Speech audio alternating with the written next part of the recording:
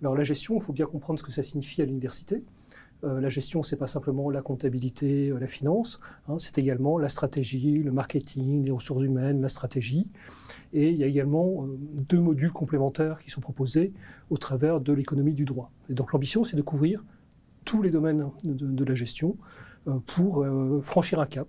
Une diversité de profils, que ce soit en termes de background culturel tout simplement, mais aussi en termes de carrière. Donc il y avait des restaurateurs, des avocats, des personnes du domaine pharmaceutique, et avec des âges différents. On pouvait avoir jusqu'à 40-50 ans parfois et avoir cette possibilité d'interagir au sein de notre promotion. C'est un bouleversement en termes d'organisation personnelle. Donc quand on a une famille, un travail, on doit prendre du temps un peu sur chacune des phases de notre vie.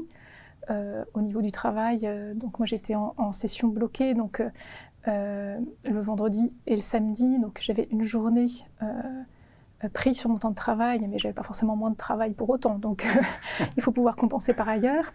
Et puis en termes de vie de famille, il faut on a une journée en moins. On a une journée en moins, des soirées en moins, parce qu'en effet, on travaille beaucoup le soir dans nos groupes de TD. Donc il faut que la famille soit supporter, il faut qu'elle soit partie prenante dans l'aventure. Donc c'est une aventure un peu collective. C'est un public qui est souvent présenté comme étant plus exigeant. Et donc c'est plutôt nous en termes d'organisation, ça signifie qu'on a des enseignants qui ne sont pas les mêmes que pour la formation initiale.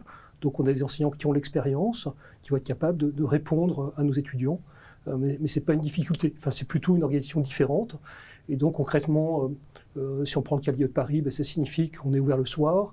Le soir, on a du support, donc on a du personnel à l'accueil. Les locaux sont ouverts le samedi pour accueillir les étudiants. Donc c'est plus une organisation autour de ce public qui a des exigences différentes de la formation initiale. Il y a très certainement un avant-après MBA parce qu'aujourd'hui, je n'ai plus peur ou je sais par où commencer pour concrétiser ce projet si je décide un jour de le concrétiser, chose que je ne savais pas avant, je ne savais pas par quel bout prendre les choses, et aujourd'hui j'ai les connaissances de base du marketing, de la stratégie d'entreprise, de la comptabilité, de la gestion. Ceux qui sont peut-être un tout petit peu inquiets par le discours de l'engagement nécessaire pour suivre une formation à l'IED Paris, ce sont des choses qui sont évaluées lors de l'entretien de sélection.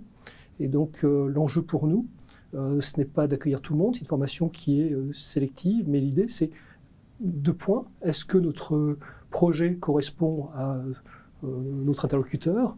Et puis deuxième élément, est-ce que notre interlocuteur a les capacités de valider? Donc si vous avez un doute, venez nous voir et si ça fonctionne, eh bien, il n'y a aucune raison de ne pas y arriver. Thank you.